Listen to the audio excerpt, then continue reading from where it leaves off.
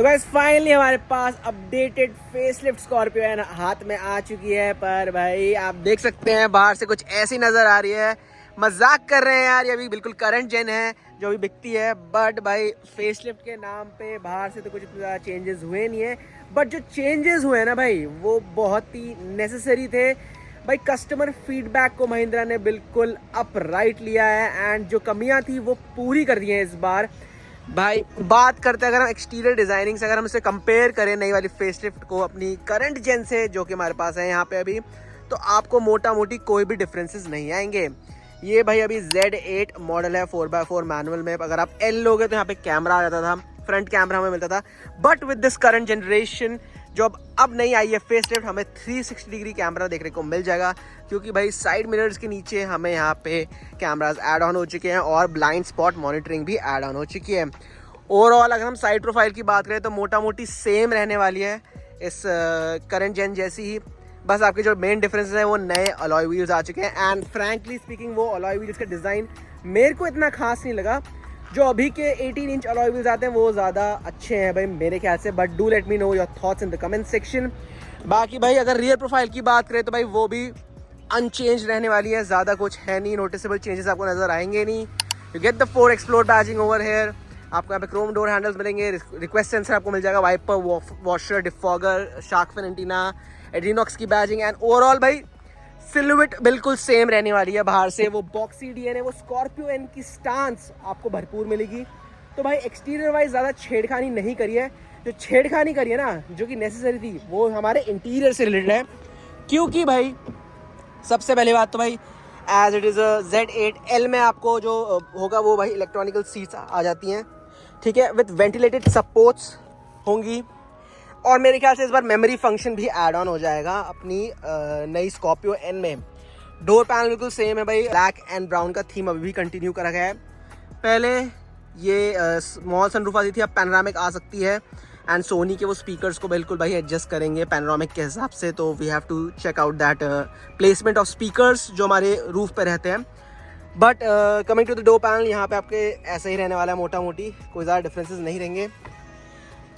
यहाँ पे अगर हम बात करें so first of all we will be getting, आपको दिखाई देते हैं भाई यहाँ पे आपको मिल जाएंगे हमारे डिजिटल इंस्ट्रूमेंट क्लस्टर भाई मिलेगा आपको यहाँ पर।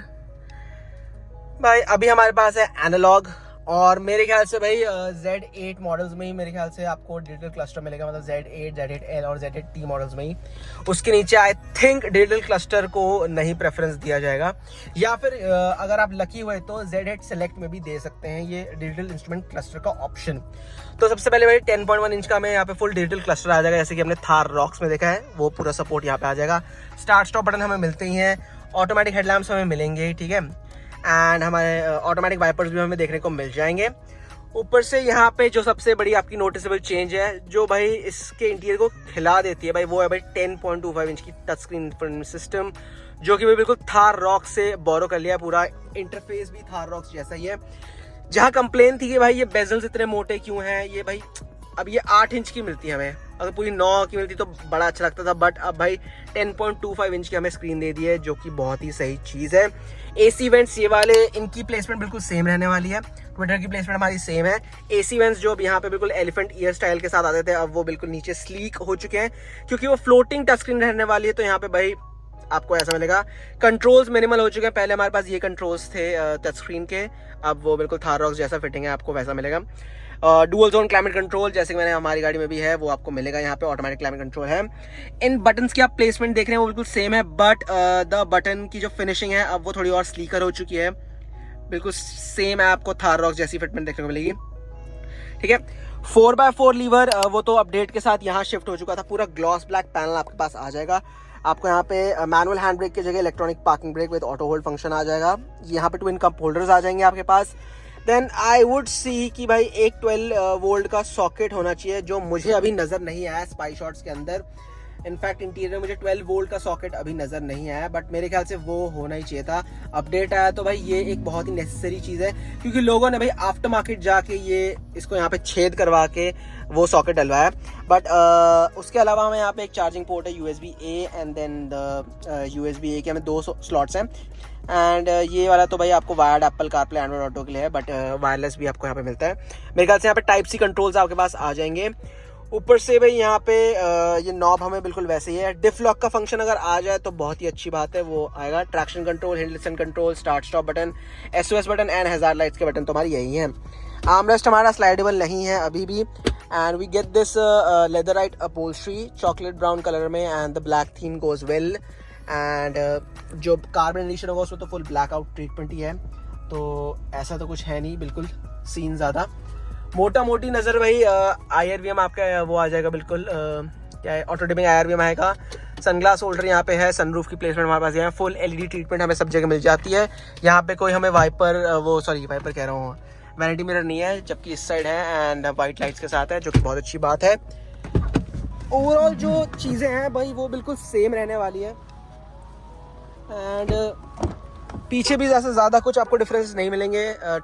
Centre armrest, twin cup holders, USB का टाइप C का एक पोर्ट है, तो यहाँ पे मेरे ख्याल से 2 पोर्ट होने चाहिए नए अपडेट में, पर आपको यहाँ पे AC वेंट्स देखने को मिल जाते हैं। थर्ड रो की बात करें तो भाई वो अभी फोल्ड कर रखी है हमने। यहाँ पे आपको 12 वो का सॉकेट पीछे मिलता है, which is a very odd position, जो कि सबसे पीछे दे रखा है। उसके अलावा भाई you get the seat belt, you get the cup holders, and cup holders अभी यहाँ पे ऐड नहीं है, कप होल्डर्स नहीं है यहाँ पे, फ़ोन रखने की जगह कप होल्डर्स होने चाहिए थे।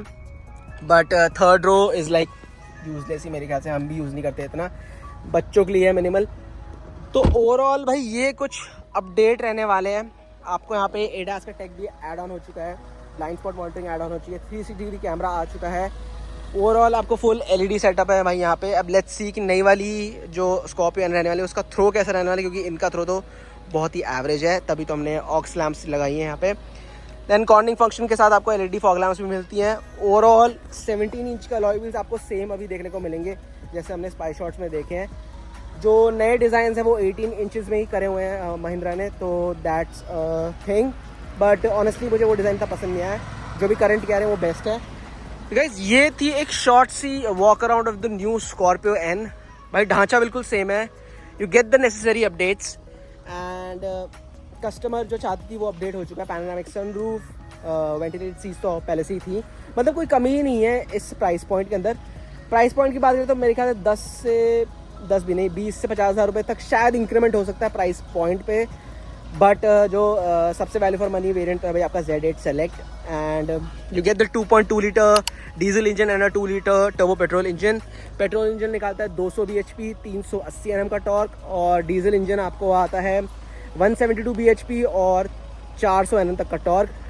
6 स्पीड का मैनुअल गियर बॉक्स और ऑटोमेटिक टॉर्क कन्वर्टर आता है दोनों ही इंजन्स के साथ। And in the diesel you only get the 4 wheel drive option, जो कि है 4 एक्सप्लोर, जो कि एग्जैक्टली यही गाड़ी रहने वाली है। तो गाइस ये थी एक शॉर्ट सी video around the new Scorpio N updates, जहाँ पे काफ़ी अच्छा काम कर दिया महिंद्रा ने। एंड अब मेरे ख्याल से स्कॉर्पियन काफ़ी कंप्लीट हो चुकी है, जो मिसिंग फैक्टर था वो अब वापस से जग चुका है स्कॉर्पियो N में। एंड डेफिनेटली सेल्स तो नंबर 1 चली रही है स्कॉर्पियो N की।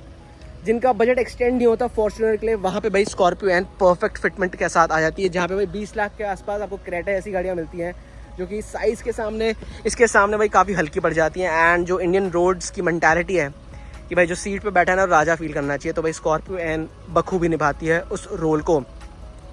तो do let me know in the comment section क्या आपको ये अपडेट्स काफ़ी अच्छे लगे, और अगर आप इस स्कॉर्पियन को नहीं लोगे तो इसके अलावा आप कौन सी गाड़ी को प्रेफर करोगे। तब तक यार मैं मिलता हूँ आपसे नेक्स्ट वीडियो में। टिल देन भाई स्टे सेफ, ड्राइव सेफ।